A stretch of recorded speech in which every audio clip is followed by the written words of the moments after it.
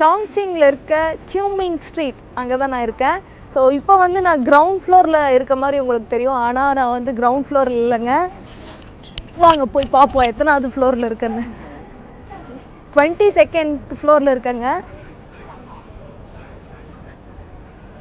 இங்கிருந்து உங்களுக்கு வியூ பார்த்தாலே தெரியும், நான் வந்து 22nd ஃப்ளோரில் இருந்து நின்றுட்டுருக்கேன்.